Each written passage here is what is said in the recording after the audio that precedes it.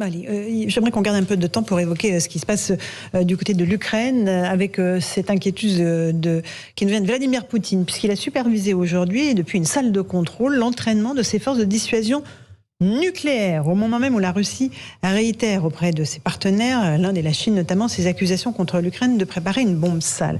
Je ne sais pas si on a évidemment ces images de Vladimir Poutine dans la salle d'entraînement, extrêmement concentré. On voit des tirs de missiles, Thibaut de Montbrial. On est dans une escalade verbale, mais pas seulement, dans les faits, sur le terrain, avec Moscou qui dit l'Ukraine va utiliser une bombe sale et en même temps qui fait des essais nucléaires. Nous suivons ça aussi d'assez près au CRSI, puisque la situation peut à tout moment Centre de recherche sur la sécurité intérieure. Avoir des conséquences sur la sécurité intérieure des Français. On vit à nouveau une nouvelle période de très grande tension nucléaire autour de la question du retrait des forces russes dans le sud du Donbass et de la bataille à venir à Kherson, autour du calendrier, puisque dans quelques semaines, il n'y aura plus de manœuvres possibles à cause du gel qui va tomber sur les territoires. Et il y a à nouveau une montée du risque nucléaire. L'OTAN avait programmé depuis longtemps des manœuvres qui sont en cours. Donc l'OTAN est en train de faire des manœuvres nucléaires depuis le 22 octobre jusqu'au 30. Et les Russes ont averti les Américains hier de ce que leurs propres manœuvres, qui étaient aussi prévues, c'était des manœuvres prévues, mais n'étaient pas reportées. Et toute la difficulté, par exemple cet après-midi, les Russes ont tiré un missile intercontinental tiré depuis le sol et un par sous-marin, au moins. Donc, dans le cadre de ces essais. Dans le cadre de ces exercices. Mais toute la difficulté pour que les gens le mesurent, c'est que quand vous êtes dans les salles de contrôle des états-majors de tous les pays du monde qui ont les moyens de contrôler ce genre d'action par satellite, quand vous voyez un missile partir, il faut quelques secondes avant de savoir où il va. Donc, les Russes disent, on s'entraîne, mais il faut les croire sur parole. Et comme on est dans le cadre d'un chantage qui est exercé par les Russes autour de la question de la supposée bombe sale des Ukrainiens, qui va très loin. Hier, les Russes ont demandé une réunion du Conseil de sécurité de l'ONU sur le sujet. Ils ont expliqué qu'ils auraient dans les jours qui viennent des preuves pour expliquer que les Ukrainiens, avec l'aide des Anglais, disent-ils, se préparent à une détonation nucléaire sur leur propre sol pour justifier l'entrée en guerre de l'OTAN à leur côté. On est vraiment sur le fil. J'ajoute une dernière chose, c'est que le dénommé Kadyrov, qui est le patron de la Tchétchénie, qui est un séide de Vladimir Poutine, qui a toujours mis ses hommes qui sont des islamistes pour faire le sale boulot de l'armée russe dans un certain nombre Ils sont sur le terrain en Ukraine, et qui revendique 100 000 combattants avec lui, a appelé à exterminer tous les Ukrainiens et les Occidentaux, et il a appelé hier tous les musulmans d'Europe à se soulever et à attaquer sur notre propre sol. Soit dit en passant, les gens qui sont pro-russes et qui considèrent que Vladimir Poutine serait le sauveur de l'Occident très chrétien ne pourront que constater avec qui il s'allie. Je referme la parenthèse. Mais nous sommes, bref, dans une situation qui est à nouveau extrêmement tendue, et les jours qui viennent, peut-être même les heures qui viennent, pourraient être décisives. Ça veut dire que l'armée française est en état d'alerte maximum, là, avec ses essais américains, ses essais russes? L'armée française est très vigilante. Vous savez que nous avons des troupes qui sont dans le cadre de nos accords avec l'OTAN, d'abord dans les pays baltes, ça a été renforcé cette semaine, ensuite en Roumanie. Il y a une posture qui monte en puissance. Mais ce qui est intéressant, c'est qu'il y a aussi de plus en plus d'élus locaux qui se tournent vers les préfets pour leur demander si la défense civile, et en particulier en cas d'attaque nucléaire en Europe centrale, si nous aurions de quoi distribuer de l'iode aux populations, etc. Et figurez-vous que la préfète de l'Oise a fait un exercice de distribution d'iode en temps réel, en expliquant il y a 3 jours que c'était à la demande des maires et des élus locaux qu'elle faisait cet exercice, et en rappelant à tous les gens qui sont sur la chaîne, parce qu'il y a de l'iode dans les stocks stratégiques, mais qu'on ne le sort que s'il y a vraiment besoin. Le problème, c'est que s'il y a vraiment besoin, ça va être en heures voire en minutes même. Que la question va se poser. Et donc elle a décidé de faire un exercice en temps réel de distribution, ce qui montre quand même... Qui s'est bien déroulé ? Ce qui d'après ce que j'ai compris, c'est plus ou moins bien déroulé. Mais l'intérêt de l'anecdote, c'est précisément que maintenant, au niveau de l'organisation de l'État français, on se préoccupe de ces questions qui sont extrêmement concrètes. Et dernière chose, c'est que le gouvernement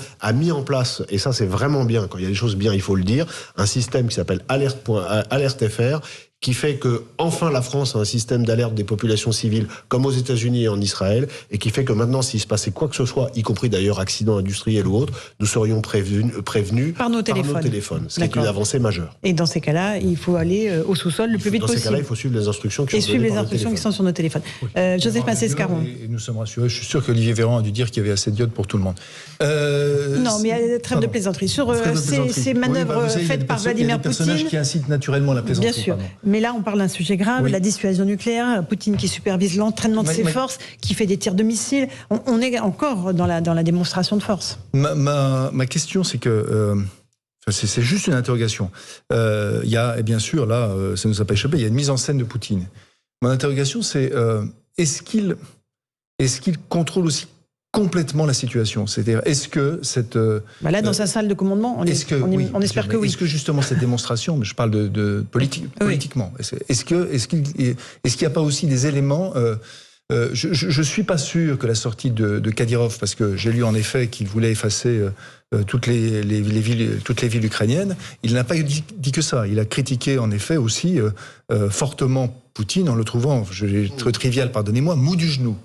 Ça veut dire que c'est ce que l'on dit d'ailleurs très souvent ici, c'est que l'opposition à Poutine, c'est peut-être pas toujours une opposition qui est une opposition humaniste et démocrate. D'un autre côté, on voit que de plus en plus, il y a des témoignages sur Telegram notamment de la milice Wagner qui attaque en règle le commandement russe. Et ça se voit de plus en plus, sans qu'il y ait de réaction, parce que c'est la milice Wagner et qu'elle a la possibilité de le faire. Ensuite, après, vous mettez à côté ce qui se passe dans les villes russes moyennes, où nous avons des échos, c'est-à-dire avec la première ONG du pays, qui est celle des mères des combattants.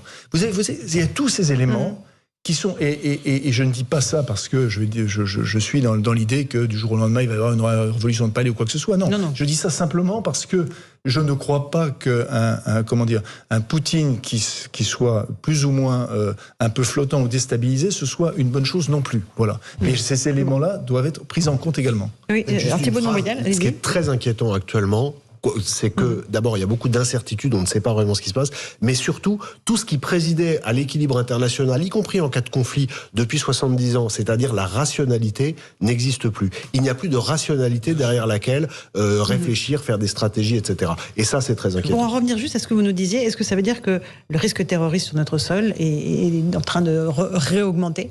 Il est toujours à un très haut niveau. Malheureusement, il est toujours élevé, mais c'est sûr que la déclaration de Kadyrov n'arrange rien. J'ai eu un responsable ce matin, quelqu'un qui est en charge de ces affaires pour les services français, qui avait remarqué et qui était assez inquiet. Ils étaient en train de regarder la capillarité. Est-ce que cet appel était beaucoup relayé ou pas sur les réseaux sociaux. Mais il l'est quand même beaucoup. C'est pour ça que j'en parle. S'il ne l'était pas, j'en aurais pas parlé publiquement. Geoffroy Lejeune, sur cette montée en puissance.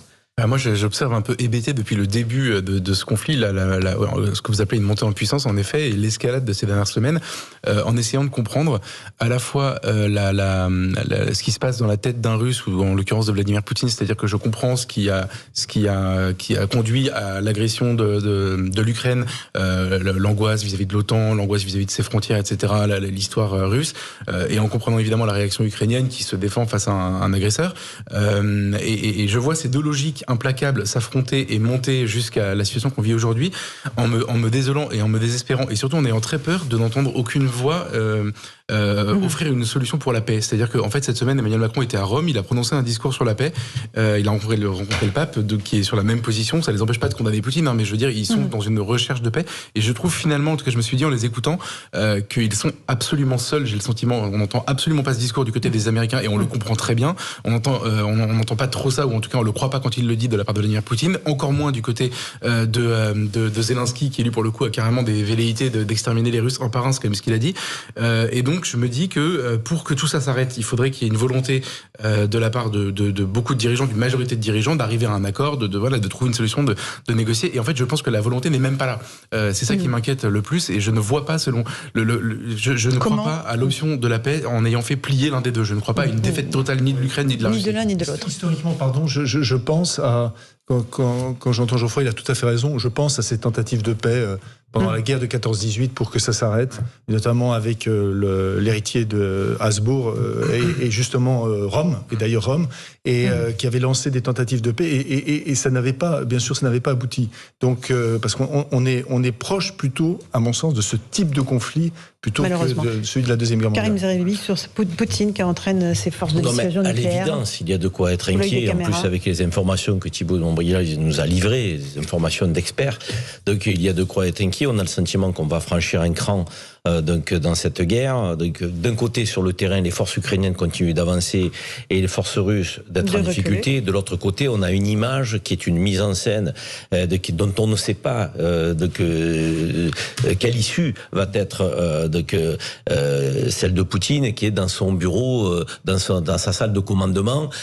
Pour moi, c'est un double message, comme toutes les images qu'on nous renvoie depuis le départ de part et d'autre. C'est un message à sa population, donc je suis au premier rang du combat que l'on mène, donc pour souder sa nation derrière lui. Et le deuxième, c'est pour nous envoyer un message à nous, pour nous dire que je suis prêt à appuyer sur quelques boutons qui risquent de vous faire subir des déflagrations très fortes. Et donc, je pense que il est dans ce double message. Passera-t-il à l'acte? De quelle manière? À quel niveau? Ça, je veux dire, nul ne le sait. Nul ne le sait au moment où nous parlons. Ce qui est sûr, c'est que les forces ukrainiennes avancent sur le terrain, qu'il recule et qu'il ne peut pas ne pas avoir de réponse. Et donc, quelle va être l'ampleur de sa réponse? C'est toute la question. Joseph, il y a un livre qui a été écrit par un auteur dont malheureusement le nom m'échappe, mais qui s'appelle Les Somnambules, comment l'Europe a marché pendant l'été 14 jusqu'à la guerre. Et malheureusement, on a un petit peu l'impression qu'on est dans cette phase de somnambulisme. J'espère que l'issue sera pas la même, mais c'est vrai que c'est un vrai sujet. Geoffroy Lejeune, un dernier mot. Je cherchais le nom de l'auteur, il m'échappe, moi aussi, je suis absolument désolé. Non, mais c'est vrai que la comparaison avec cette période, elle est très troublante, elle est très désespérante même. Et moi, j'ai été troublé par les tribunes qu'Henri Guénaud, c'est lui qui avait exhumé ce texte dans le Figaro, une tribune il y a quelques semaines déjà.